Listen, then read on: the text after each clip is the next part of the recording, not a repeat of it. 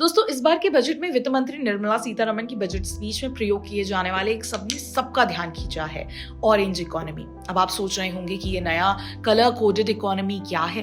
दरअसल orange economy मतलब वो सेक्टर जो रचनात्मकता यानी क्रिएटिविटी से चलता है, जैसे फिल्में, animation, gaming, design, fashion, music या थिएटर। आसान भाषा में कहें तो जो काम दिमाग और कला से पैसे कमाए जाएं और जिसके प्रोडक्ट्स की वैल्यू आइडिया पर टिकी हो, वही ऑरेंज इकोनॉमी है।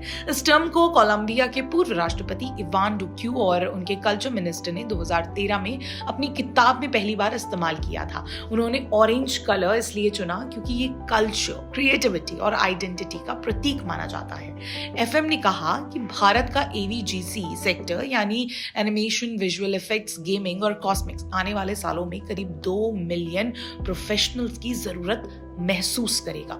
इसलिए सरकार अब 15,000 स्कूलों और 500 कॉलेजों में एवीजीसी कंटेंट क्रिएटर लैब्स बनाने जा रही है।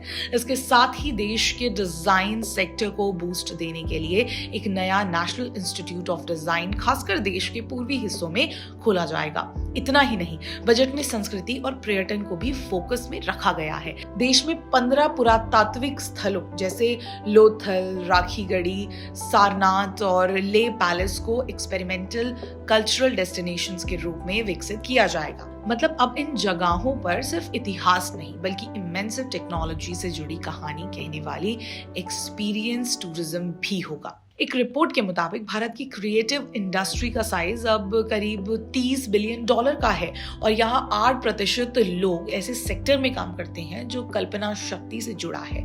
एक्सपर्ट्स का मानना है कि अगर सरकार सही नीतियां बनाए तो ये सेक्टर लाखों नई नौकरियां और अरबों डॉलर की एक्सपोर्ट वैल्यू पैदा कर सकता है। सच कहें तो ये सिर्फ इकोनॉमी नहीं, भारत की कला और पहचान को दुनिया में नई पहचान देने का मौका है।